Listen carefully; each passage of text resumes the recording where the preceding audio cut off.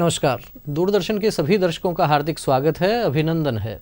साहित्य संगीत कला विहीन साक्षात पशु पुच्छ विषाणहीन तृणम न खादन नपि जीवमान स्तदा भागधेयम परम पशु नाम। हमारे यहाँ कहा गया है कि कोई भी व्यक्ति कला से, साहित्य से, संगीत से, इनसे अलग नहीं हो सकता। हर एक व्यक्ति की जिस प्रकार से हॉबी होती है, उनके अपने कुछ शौक होते हैं, उनकी कुछ अपनी जीवन में जो कुछ विशेषता होती है, वो कहीं ना कहीं साहित्य, संगीत और कला का भी एक बहुत विस्तृत दायरा है। उसमें कहीं ना कहीं कोई व्यक्ति अवश्य रमा रहता है और इसीलिए कहा गया है कि यदि कोई व्यक्ति साहित्य, संगीत और कला इन तीनों से विहीन है तो वो पशु के समान है। हमारा देश उत्सव धर्मी देश है, अलग अलग उत्सव हमारे यहाँ आते रहते हैं। अभी नवरात्रे थे, विजयदशमी है, दीपावली आने वाली है। इन उत्सवों का भी कला के साथ बहुत ही विशिष्ट गहरा नाता है। उत्सवों पर भी विभिन्न प्रकार की कलाओं के माध्यम से, संगीत के माध्यम से इनको मनाने का हमारे यहाँ रिवाज हम देखते आए हैं अनेक वर्षों से। लेकिन वास्तव में भारतीय कला का दृष्टिपथ क्या है, इस विषय पर चर्चा करने के लिए आज हमारे स्टूडियो में पधारे हैं डॉक्टर रविंद्र भारती जी। डॉक्टर साहब, आपका बहुत बहुत स्वागत है। नमस्कार, अभिनंदन। डॉक्टर रविंद्र जी भारती राष्ट्रीय संयोजक हैं डॉक्टर विष्णु श्रीधर वाकणकर जन्मशती समारोह समिति के और लंबे समय से कला के क्षेत्र से जुड़े हुए हैं। डॉक्टर साहब, सबसे पहले जानकारी आपसे ये चाहेंगे कि वास्तव में कला की जो संकल्पना है, इसके बारे में क्या कहना चाहेंगे? कला की संकल्पना, ये वैसे विषय बहुत जटिल है और इसको विशेष रूप से सरल भाषा में पेश करने का या समझाने का जो प्रयास है वो मैं करना चाहूँगा जी, क्योंकि अवधारणा परक ये विषय है। बहुत प्रतिष्ठित एक चिंतक हैं, विचारक हैं, लेखक हैं जी, डॉक्टर गुलाब कोठारी जी। उनका एक लेख छपा था कला के संदर्भ में जी। मुझे लगता है कि वो कला की संकल्पना के संदर्भ में बहुत ही सामयिक और अच्छा लेख था। वो उसमें कहते हैं कि कला जो शब्द है वो उसका उपयोग और प्रयोग इतना ज़्यादा होने लगा है कि वो अपनी अर्थ को ही खो चुका है। अच्छा। हम जो है जिसे कला मानते हैं जी, वो वास्तव में कला है या नहीं है। तो हम किसे कला मानते हैं? हम अभिव्यक्ति का जो प्रयास करते हैं जी, उसे हम कला मानते हैं। सामान्यतः तो यही कहा जाता है। सामान्यतः यही कहा जाता है। संगीत है, नृत्य है, चित्रकारी है, ये सब चीज़ें हम कला के रूप में जानते हैं और मानते हैं जी। शिल्प को भी हम अब कला मानते हैं। शिल्प कला कहा जाता है। शिल्प को भी कला मानते हैं जी। और प्रदर्शनियों को भी कला मानने लग गए हैं। तो शिल्प और कला का जो भेद होता है आपस में, उसको आज लोग समझने का प्रयास भी नहीं करते हैं जी। मैं यहाँ पे शिल्प और कला के भेद को विवेचन करना नहीं चाहूँगा, लेकिन मैं ये कहना चाहूँगा एक थोड़े से शब्दों में, किसी स्कूल में किसी को पाठ पढ़ा देना वह शिल्प है, लेकिन किसी को शिक्षित कर देना ये कला है। ये कला है जी। लेकिन आज के परिवेश में कला के जो मायने हैं वो बिल्कुल अलग हैं जी। आज की वार्ता का विषय जिस तरीके से है, मैं अगर पूरे संदर्भों में देखूं तो इसकी जनमानस पर कोई सुबोध और स्पष्ट संकल्पना नहीं है जी। अब जन के मानस पर क्या चीज़ है, वो एक प्रकार की मनोवृत्ति है। मनोवृत्ति, हाँ, वो एक प्रकार की मनोवृत्ति है। और वो मनोवृत्ति जो है वो विभेदीकरण की जो एक विचार है, वो पश्चिम की एक अवधारणा है, उससे ग्रसित है। जबकि भारतीय कला दृष्टि के रूप में अगर हम किसी विषय को देखें तो हम समग्र दृष्टि से बात को करते हैं, विभेद को नहीं करते जी। तो कहा जा सकता है कि आज के समय में कला की संकल्पना के संदर्भ में संभ्रम की स्थिति है। तो आज के इस दौर में वास्तव में कला क्या है, इसको लेकर भी भ्रम की स्थिति है। और जिस प्रकार से डॉक्टर रविंद्र भारती जी ने स्पष्ट किया कि अनेक विषय ऐसे हैं जो किसी समय कुछ अलग उनका अर्थ हुआ करता था, लेकिन उनको भी आज कला के क्षेत्र में ही समाहित मान लिया गया है। डॉक्टर साहब, आपसे जानकारी ये भी चाहेंगे कि हो सकता है थोड़ा मनोवैज्ञानिक प्रश्न हो, लेकिन जानकारी ये चाहेंगे कि मानव जो है वो कला का सृजन आखिर करता क्यों है? क्या भाव ऐसे आते हैं, क्या आवश्यकता पड़ती है ऐसी? नहीं, आपका ये प्रश्न बहुत ही महत्वपूर्ण प्रश्न है और वास्तव में मानव की जो भावनाएं हैं उनसे जुड़ा हुआ प्रश्न है जी। कला का सृजन क्यों करते हैं? इसके अनेक कारण बताए जा सकते हैं। ऐसा नहीं कि कला अभी शुरू हुई है और इसके सृजन के हम कारण ढूंढ रहे हैं, क्यों करता है मानव। अगर इसको हम भारतीय संदर्भों में इस प्रश्न को देखें जी, तो हम ये अनुभव कर पाएंगे कि मानव का जीवन जो है वो दो पक्षों में है। मानव का जीवन दो पक्षों में होता है। एक पक्ष जो होता है उसका, वो उसका सीमित होता है, जिस पक्ष में वो पल पल पग पग जी, खुद व्यय होता रहता है। यानी इसको यूँ समझें कि जैसे ही हम जन्म लेते हैं जी, जन्म से लेके विकास होते होते मरण तक भी हम प्रतिपल क्षय होते जाते हैं जी। तो ये एक हमारा सीमित पक्ष होता है। दूसरा जो पक्ष है मानव का, वह है असीम पक्ष जी। और वो असीम पक्ष में क्या होता है कि उसकी जो कामनाएं होती हैं, आनंद की अनुभूतियां होती हैं, त्याग होता है, वात्सल्य होता है, करुणा होता है, घृणा होती है, प्रेम होती है, ये असीम होती है। तो जब ये असीम होती है तो वह उसको अभिव्यक्त करने का, इस असीमता को अभिव्यक्त करने का प्रयास करता है जी। जब वो अभिव्यक्त करने का प्रयास करता है तो उसको किन्हीं माध्यमों की ज़रूरत होती है और वो माध्यम बनते हैं प्रतीक जी। और उन प्रतीकों में ऐसा माना जाता है भारतीय संदर्भों में कि अमरत्व के तत्व विद्यमान होते हैं। तो देखिए आप, ये किस प्रकार की एक स्पष्ट संकल्पना है कि मानव जो है वो कला का सृजन क्यों करता है। अब ये भी प्रश्न खड़ा हो सकता है कि वो असीम की अभिव्यक्ति क्यों करता है। ये प्रश्न भी सामने आ सकता है जी। कि जो ये भावनाएं हैं इनकी असीम की अभिव्यक्ति क्यों करता है। इसका एक कारण है और वो कारण है मानव की भावनात्मक ऊर्जाएं जी। भावनात्मक ऊर्जाएं जो मानव की होती हैं वो उसका कारण है। वास्तव में देखा जाए तो मानव जीव जो है वो भावनात्मक ऊर्जाओं का भंडार है और अपनी आत्मरक्षा जो करता है मानव, इसको समझने की जरूरत है, वो भावनात्मक ऊर्जाओं के कारण करता है। जन्म से लेके मरण तक वो भावनाओं के कारण से अपनी आत्म की रक्षा करता है जी। प्रेम प्राप्त होता है तो रक्षा होती है। आप सोचिएगा, ये भावनाएं जब पैदा होती हैं उनसे वो रक्षा करता है अपनी। तो ये भावनाओं की ऊर्जाएं इतनी होती हैं कि वो अपनी ऊर्जाओं को खपा नहीं पाता, तो उनका जो अधिशेष बचता है जी, वो फिर कला के उस अधिशेष को क्या होता है वो व्यक्त करना चाहता है जी। तो जब वो व्यक्त करता है तो वो अधिशेष जो है सृजन, उस कला के रूप में, सृजन के रूप में प्रस्फुटित होकर के जी समाज के सामने आता है। उस समय वो अपने आप को अभिव्यक्त करता है, किसी पदार्थ को नहीं जी। हम देखेंगे कि जब मानव कला कृति बनाता है या करता रचता है, लिखता है जी। तो वो स्वयं को अभिव्यक्त करता है, किसी पदार्थ को अभिव्यक्त नहीं करता। और हम जानते हैं कि यही जो अभिव्यक्ति है यही आगे मानव की सभ्यता और संस्कृति का मूल आधार बनी है। ठीक है। तो इसलिए मानव अपनी भावनात्मक ऊर्जा और कला का सृजन करता है। तो इस प्रकार से मानव के लिए ये कहा जा सकता है कि वो वास्तव में असीमित जो ऊर्जा है, जो जिसे भावनात्मक ऊर्जा भी कहा गया है, और उस ऊर्जा को वो जो अभिव्यक्त करता है उसके कहीं ना कहीं प्रतीक, कला के माध्यम से वो उसको प्रतीक रूप में प्रदर्शित करता है। जानकारी आपसे ये भी चाहेंगे, जिस प्रकार से बात आई भावनात्मक ऊर्जा की, वास्तव में भावनात्मक ऊर्जा है क्या, किस प्रकार से उसको समझा जाए। हाँ, ये भी एक इस विषय में एक महत्वपूर्ण प्रश्न है जी। भावनात्मक ऊर्जा को हम समझें कैसे। हाँ।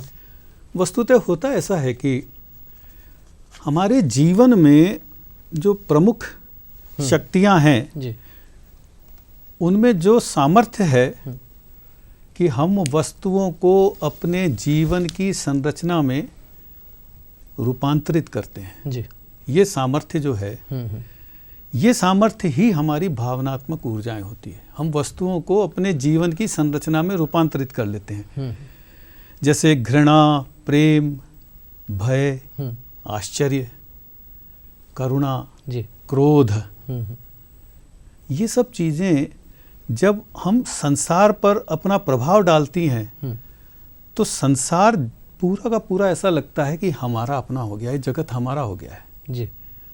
और वो हमारे व्यक्तित्व का अभिन्न अंग बन जाता है। तब अगर हम देखें सूर्योदय का होना जी कोई घटना भर नहीं होता, लेकिन वो किसी न किसी प्रकार से जनमानस की शाश्वत रुचि का विषय बन जाता है। तो ये जो चीज़ है जी, तो ऊर्जा का अभिशेष जो करता है, ये अधिशेष का जो उपयोग करता है मानव, वो केवल सूचना देने के लिए नहीं करता, वो अपनी अनुभूतियों को अभिव्यक्त करने के लिए करता है जी। मान लो मुझे कोई पूछे कि आप गुलाब के बारे में क्या जानते हैं, तो मुझे कोई ज़्यादा कठिन भाषा का और कोई भावना का प्रयोग करने की आवश्यकता नहीं होगी कि गुलाब एक पुष्प है। लेकिन कोई पूछे कि गुलाब के बारे में आप क्या अनुभव करते हैं, तो मुझे गुलाब को देखना होगा जी, उसको अनुभव करना होगा, और फिर मुझे उसके रूप, गंध और इनके बारे में जो विवेचन करना होगा, वह जो भावनात्मक ऊर्जा से ही संभव है। हम अपनी कथनी में शब्दों को पिरोते हैं जी, और शब्द जो हैं वो बोलने लगते हैं, थिरकने लगते हैं, गाने लगते हैं, ये हम महसूस करते हैं। रामायण है, रामचरितमानस है जी, हमारे भजन हैं, हमारी आरतियां हैं, हमारे गीत हैं। कभी हमने सोचा है कि इनके ये देव को प्राप्त करने के साधन ही नहीं है, हमारे जीवन के अंग बन चुके हैं जी। तो मोटे तौर पे कहा जा सकता है कि अभिव्यक्ति का वह सामर्थ्य, ये जो सामर्थ्य है मानव के अंदर जिस शक्ति से संभव है, वह मानव की भावनात्मक ऊर्जा है। बहुत ही अच्छे तरीके से भावनात्मक ऊर्जा को डॉक्टर रविंद्र भारती जी ने स्पष्ट किया। इन्होंने कहा कि अनुभूति को अभिव्यक्त करना वास्तव में ये कला है। अनुभूतियाँ किस प्रकार से आप अभिव्यक्त करते हैं और फिर उससे आप स्वयं भी आनंदित होते हैं और उस कला को जो व्यक्ति देखता है, समझता है, वह भी उससे आनंदित होता है। डॉक्टर साहब, हम सामान्य रूप से ये कह सकते हैं कि हर एक व्यक्ति अपनी अनुभूतियों को अभिव्यक्त तो करता है, सबके अपने अपने तरीके हैं, लेकिन एक कलाकार जो है वो उनको कुछ विशेष प्रकार से अभिव्यक्त करता होगा। सामान्य व्यक्ति से कलाकार किस प्रकार से अलग प्रकार से उनको अभिव्यक्त करता है? वस्तुतः भारतीय संदर्भों में अगर देखें जी, तो कहा गया है कि ईश्वर अंश जीव अविनाशी। ईश्वर अंश जीव अविनाशी। जी, यानी जो जीव है ये ईश्वर का अंश है और ये अविनाशी है। तो जो ईश्वर का अंश होने का अर्थ है कि हर मानव में ईश्वर अंश के रूप में कोई न कोई कला उसमें है जी। वो जो मानव अगर उस कला को पहचान जाता है और उसको साधने लगता है, तो वो कलाकार बन जाता है। जो कला को साधने का काम करता है वो पहचान लेता है कला, और कला को साधने लगता है तो वो कलाकार बन जाता है। अब ये जो प्रकृति दत्त गुण है वह उस व्यक्ति का धर्म बन जाता है। जी, रिलीजन नहीं कह रहा हूं मैं, धर्म और रिलीजन अलग अलग, हाँ दोनों अलग अलग। वो उसका धर्म बन जाता है और उसके बाद में उस व्यक्ति की जीवन भर और उसके मरणोपरांत भी वो पहचान बन जाता है। उस व्यक्ति की पहचान वो गुण बन जाता है।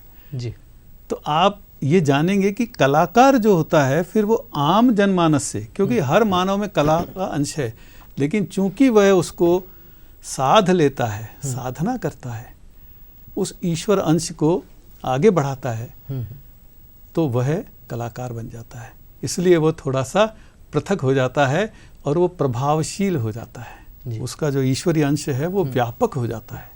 तो ये कहा जा सकता है कि जो कलाकार होता है उसका ईश्वरीय अंश व्यापक हो जाता है और वास्तव में वो जिस कला की साधना करते करते साधक बनते हुए फिर कलाकार बनता है। हमें भी समाज जीवन में अनेक कलाकारों के साथ, श्रेष्ठ साधकों के साथ मिलने का अवसर जब मिलता है तो ध्यान में आता है कि उनकी आध्यात्मिक ऊर्जा कहिए या उनका ऑरा कहिए, वो इतना विस्तृत होता है कि वहाँ बैठकर उनके समीप बैठने से ही एक विशेष प्रकार का अनुभव होता है, एक विशेष प्रकार की शांति का अनुभव होता है। होता है। और इस चर्चा में एक बहुत महत्वपूर्ण बात ये भी निकल कर आई कि धर्म और रिलीजन ये दो पृथक अलग अलग विषय हैं, लेकिन जिस प्रकार से आज के इस दौर में जब कि हर एक क्षेत्र में राजनीति हावी है और धर्मनिरपेक्षता शब्द भी हम बार बार सुनते हैं, लेकिन जिस प्रकार से डॉक्टर रविंद्र भारती जी ने स्पष्ट किया कि धर्म अलग विषय है। धर्म के लिए कहा गया है धारयति यश सह धर्म, जो धारण करने योग्य है वह धर्म है। सूर्य का धर्म क्या है, चंद्रमा का धर्म क्या है, जल का धर्म क्या है, अग्नि का धर्म क्या है। यदि ये अपने धर्म से निरपेक्ष हो गए तो सृष्टि किस प्रकार से चलेगी। इसलिए वास्तव में ये बड़ा व्यापक विषय है, इसको भी सही संदर्भों में समझने की आवश्यकता है। ये तो बात हुई धर्म की, लेकिन यदि इसको कला के साथ जोड़ दिया जाता है तो क्या कहा जा सकता है? क्या कला का कोई धर्म हो सकता है? कला का धर्म वह अभिव्यक्ति का पक्ष है। कला का धर्म, कला का कर्म जी। और कला का मर्म, ये जो मानवीय सृष्टि है, इस सृष्टि का कल्याण करना है। कला किसी प्रकार के विनाश या विकृति की ओर अग्रसर करने के लिए भारतीय चिंतन मनीषा में राह नहीं बताती जी। वह कहती है इस जीव और जगत का कल्याण करो। भारतीय विचार भी यही कहता है। भारतीय विचार भी यही जी। कहता है। ऐसा नहीं है कि वैश्विक विचार ये नहीं कहता है। अगर हम यूरोपीय संदर्भ में देखें तो पुनर्जागरण से पहले का जितना विचार है, रोमन और ये जी। वह भी मानव और जीव के कल्याण की चर्चा करते हैं। तो हमें ये समझना चाहिए कि कला का जो धर्म है वह अगर एक शब्द में कहा जाए तो इस जीव और जगत का कल्याण करना है। तो वास्तव में ये कह सकते हैं कि कला का भी वही विचार है। और मूल रूप से हम तो देखते सुनते आए ही हैं कि भारत का विचार जिस प्रकार से विश्व कल्याण का विचार है, वसुधैव कुटुंबकम की बात होती है। और हमारे यहाँ पता नहीं कितनी सदियों से, जब से कह सकते हैं कि ये सृष्टि चली आ रही है, तब से ये विचार चला आ रहा है प्राणियों में सद्भावना हो, विश्व का कल्याण हो। यही मूल मंत्र भारतीय मनीषियों का भी रहा है, ऋषि मुनियों का भी रहा है। और इसी विचार को कला का क्षेत्र भी आगे बढ़ा रहा है। जिस प्रकार से हमने प्रारंभ में चर्चा की थी कि भारत उत्सवों का देश है। अभी नवरात्रे गए हैं, विजयदशमी का अवसर है और साथ में दीपावली आने वाली है। ये जो इस प्रकार से विशेष हमारे उत्सव हैं, नवरात्रों में हम देखते हैं कि जिस प्रकार से डांडिया होते हैं, गरबा होते हैं। और जब विजयदशमी की बात आती है तो भी अनेक स्थानों पर अनेक कलाओं के माध्यम से भी मनाते हैं इन उत्सवों को। उत्सवों का कला के साथ में समन्वय, संबंध किस प्रकार से देखते हैं? बहुत अच्छा प्रश्न है आपका। वास्तव में क्या है कि भारतीय परिवेश में उत्सव धर्मिता जी, यह जीवन से जुड़ा हुआ अभिन्न भाग है। हमारे यहाँ हर दुख में, सुख में, हर काम में, हर क्रियाकलाप में, हर व्यापार में उत्सव धर्मिता समाई हुई है जी। चिरंतन काल से ये चली आ रही है। हम कहें, मैंने पहले कहा था कि हम प्रतीकों के माध्यम से अपने आप को अभिव्यक्त करते हैं और उन प्रतीकों में अमरत्व के तत्व होते हैं। तो ये जो निरंतर, जैसे दुर्गा पूजा की आपने बात की जी, आप कल विजयादशमी का उत्सव है। आप कल्पना कीजिए कि कभी हमने जो पुतले को पुतला माना है क्या? जब हम आनंदित होकर जन समूह में एक रावण के रूप में जब उसे देखते हैं, जब ये पुतला बना होगा तो रावण के गुण, रावण के कर्म, रावण के व्यक्तित्व और रावण की पूरी रामचरितमानस या रामायण में जो भी गाथा है जी, उस गाथा को कुछ पलों के लिए हम अपने जहन में उतारते हैं। बाल मन हो चाहे वृद्ध हो, स्त्री हो चाहे पुरुष हो, युवा हो युवती हो, किसी भी समाज, किसी जाति का व्यक्ति हो, किसी लिंग का व्यक्ति हो, सबको एक दृष्टि आती है। यह उत्सव धर्मिता जिस संदेश का प्रसार करती है और आपके भीतर जो किसी प्रकार की भावना है, कल्याण की भावना, सत्य की भावना, जीवन में सत्य की विजय की भावना, उस भावना को दर्शाती है। दुर्गा पूजा में भी यही है, काली के, महाकाली दुर्गा के सारे शक्तियों का हम पूजन करते हैं और नारी शक्ति की प्रतिष्ठा को स्थापित करने का प्रयास करते हैं। तो नारी शक्ति की प्रतिष्ठा को स्थापित करने का काम दुर्गा पूजा के माध्यम से होता है। और जब बात होती है विजयादशमी की तो भी स्पष्ट रूप से यही बात होती है कि असत्य पर सत्य की जीत और बुराई पर अच्छाई की जीत के रूप में उसे देखा जाता है। लेकिन देश के विभिन्न भागों में, विभिन्न क्षेत्रों में उनको मनाने के तरीके अलग अलग हो सकते हैं। अलग अलग प्रकार से, अलग अलग कलाओं के माध्यम से उत्सवों को मनाने की प्रक्रिया हम लोग वास्तव में देख सकते हैं। डॉक्टर साहब, चर्चा को हम लेकर जाना चाहेंगे थोड़ा सा जिस प्रकार से भारतीय कला के दृष्टिपथ की बात करते हैं। कला का और सौंदर्य का भी बड़ा अद्भुत समन्वय है। सौंदर्य को लेकर भारतीय दृष्टि के बारे में क्या कहना चाहेंगे? सौंदर्य जो है, मैं समझता हूँ आपका प्रश्न कहीं एस्थेटिक्स की तरफ तो नहीं जा रहा है, क्योंकि बेसिकली वास्तव में ऐसा है कि 18वीं शताब्दी में पुनर्जागरण के बाद यूरोप में एक एस्थेटिक्स का विषय और विचार पैदा हुआ जी। और उस विचार ने आगे विकसित होते होते ललित कला की अवधारणा को विकसित किया जी। लेकिन भारत में भिन्नता है।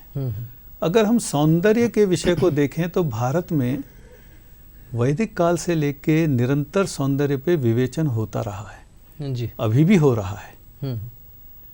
भारत में अगर सौंदर्य को देखें तो सौंदर्य एक तथ्य नहीं है, वह अभिव्यक्त है। सौंदर्य अभिव्यक्त है। और अगर हम इसको और गहराई से देखें तो सौंदर्य अभिव्यक्त वह सत्य है जिसका शाश्वत पुरुष से संबंध है जी। मतलब मैं थोड़ा दार्शनिक उस पे लेके जा रहा हूँ इस चर्चा को जी। ये इसलिए है कि हम ये मानते हैं भारतीय संदर्भों के कि जीव में, मानव में एक विराट जो पुरुष है, परम पुरुष है, परमात्मा है जी। वह आत्मा के अंश के रूप में रहता है। वह आत्मा के अंश के रूप में रहता है जी। तो मैंने जैसा पहले चर्चा की थी कि वो जो अधिशेष भावनात्मक ऊर्जा है वह जब अभिव्यक्त होना चाहती है तो वह अंश अपना उत्तर उस परम पिता को भेजता है जी। वो कनेक्शन है। और उस स्थिति में परम पिता इस संसार का अनंत सौंदर्य सामने रख के प्रकट होता है जी। और हम उस सौंदर्य को जब अभिव्यक्त करते हैं उसको हम कला सृजन का नाम देते हैं। इस प्रकार कला का सृजन होता है। मैं बीच में टोकना चाहूँगा आपको, जिस प्रकार से आपने ये कला सृजन की बात कही, इसी से संबंधित विषय आता है जब M.F. हुसैन कुछ विशेष प्रकार की कृतियां बनाते हैं, देश में बड़ा भारी विरोध भी होता है और वास्तव में कहा जा सकता है कि बहुत बड़े वर्ग की भावनाओं को आहत करने का भी काम होता है। उस प्रकार का जब कला के माध्यम से चित्रण होता है उसके लिए क्या कहना चाहेंगे? वो जो कलाकृतियां थी जी, वो भारतीय कला की प्रतिमान नहीं थी।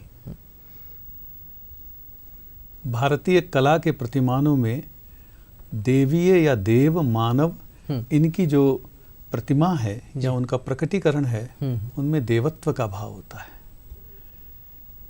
अश्लीलता का नहीं। यह यूरोपीय विभेदीकरण की जो मानसिकता मनोवृत्ति थी जिससे आज तक हम ग्रसित हैं उससे प्रभावित उनका ये प्रयोग था। निसंदेह वह बहुत बड़े जनमानस को उसने आघात पहुंचाया था। लेकिन मैं कहना चाहूँगा कि कला को जिस रूप में आज एक वर्ग की कला बना दिया गया है, क्लास की, ये उस वर्ग का एक प्रतिष्ठित होने का, चर्चित होने का एक साधन है, वो ज़्यादा दिन चलता नहीं है। तो डॉक्टर रविंद्र भारती जी का ये कहना है कि भारतीय कला का आधार जो है वो देवत्व है, अश्लीलता नहीं है, वासना नहीं है। और जिस प्रकार की वो विवादित जो चित्रण जिस प्रकार से M.F. हुसैन ने किया था वो भारतीय समाज में बहुसंख्यक लोगों को, अधिकांश लोगों को अंदर तक पीड़ा देने वाला भाव था। कहीं ना कहीं उसमें पश्चिम का विचार था, भारतीय विचार नहीं था, क्योंकि भारतीय विचार तो सुख और शांति का विचार है, देवत्व का विचार है। डॉक्टर साहब, आपसे जानकारी ये भी चाहेंगे कि समग्र रूप में, समग्रता बौद्धिकता में भारतीय कला सृजन का मूल आधार आखिर किसे मानते हैं? हाँ, ये तो बहुत छोटे शब्दों में भी कहा जा सकता है जी। वास्तव में क्या है कि भारतीय कला सृजन का जो समूचा आधार है वो आध्यात्मिक है जी, अंतर्दर्शी है, अभ्यंतर है, भीतर झांकता है, बाहर को इतने उससे नहीं झांकता। आप देखेंगे कि हमारे यहाँ के जो मंदिर हैं जी, हमारे यहाँ के जो मूर्तियाँ हैं, हमारे जो गीत हैं, हमारे जो लोक गीत हैं जी, खेत खलिहान के गांव के गीत हैं, छोटे छोटे पर्व उत्सवों के गीत हैं, उन सब गीतों में, उन सब चित्रों में, मांडनों में हर जगह आपको ये अनुभव होगा कि भारतीय कला का एक सुखद पक्ष सामने दिखाई दे रहा है और वह अंतर्मुखी है। उसको आप अनुभव करके आनंदित होते हैं जी। वह बुद्धि की जो अति बौद्धिकता है उसको श्रेष्ठ नहीं मानता, वो अनुभवों की श्रेष्ठता को स्वीकार करता है और आनंदित होता है। तो कला का आधार अंतर्मुखी और अनुभूति का समग्र एक संच है। तो इस चर्चा में से ये भी विचार निकल कर आ रहा है कि हमारे यहाँ अति बौद्धिकता को उतना अधिक महत्व नहीं दिया गया है जितना महत्व अनुभव को दिया गया है। कहीं ना कहीं यही बात पुराने संदर्भों में देखते हैं तो पुराने लोग कहा करते थे कि थोड़ी सी भी यदि विद्या है तो उसको बहुत अधिक अनुभव की आवश्यकता होती है, उसको गुनने की आवश्यकता होती है और उसी से जाकर व्यक्ति भी परिष्कृत होता है, कलाकार भी परिष्कृत होता है। डॉक्टर साहब, जिस प्रकार का आज का दौर है, जिस प्रकार से आपने बहुत गहरी बातें कही, दार्शनिक अंदाज में आपने अपना विषय रखा, बातें रखी आपने, सामान्य व्यक्ति तो धर्म और रिलीजन इसमें भी क्या भेद है उसको भी नहीं पता, और जिस प्रकार से कार्यक्रम के प्रारंभ में आपने शिल्प के बारे में कहा और अनेक उदाहरणों के माध्यम से कला के विभिन्न अलग अलग पहलुओं को आपने दर्शकों के समक्ष रखा। कार्यक्रम अंतिम चरण में है, आपसे जानकारी ये चाहेंगे कि वर्तमान में इस दौर में जबकि नई पीढ़ी मोबाइल पर लगी रहती है, लैपटॉप पर लगी रहती है, कला के बारे में भी यदि बात होती है तो पश्चिमी जगत का संगीत, और वो भी थिरकने वाला संगीत जो कहीं ना कहीं कह सकते हैं शास्त्रीय संगीत से कोसों दूर है, इस दौर में कला क्षेत्र की क्या जिम्मेदारी बनती है? कला जो है उससे सशक्त वाणी नहीं कोई है जो जन जन तक पहुंच सके जी। कला का मतलब चित्रकला, सारे आयाम आ जाएंगे कला के, उसे मैं एक वाणी के रूप में देखता हूं जो जन जन तक पहुंच सके। इसलिए कला की भूमिका भी आज के परिवेश में बहुत अधिक बन जाती है जी। जैसा मैंने आपको पहले कहा कि हर जीव में ईश्वर का अंश होता है जी जी, और वह प्रकृति दत्त गुण से अपने आप को बढ़ाता है जी। आज कला को एक वर्ग की चौखट से बाहर निकलना पड़ेगा।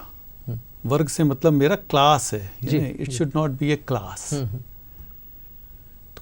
क्लास की चौखट को तोड़कर मास की सहचरी बनना पड़ेगा कला को भारत में। यानी जो वर्ग की देहरी है जी, उसको लांघ करके बाहर आना होगा और जन जन के लोक मन को संस्कारित करने की कोशिश करनी पड़ेगी।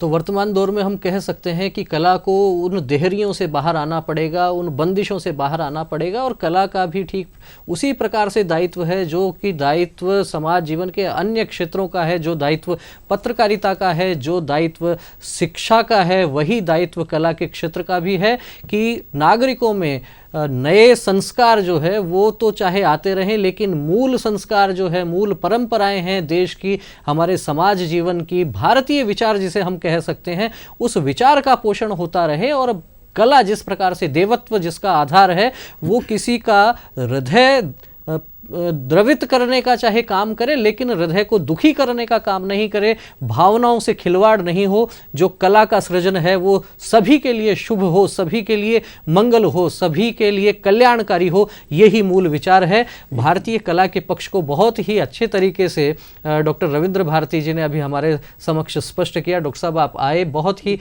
अनूठे तरीके से आपने ये सारा विषय रखा, आपका बहुत बहुत धन्यवाद। नमस्कार। नमस्ते।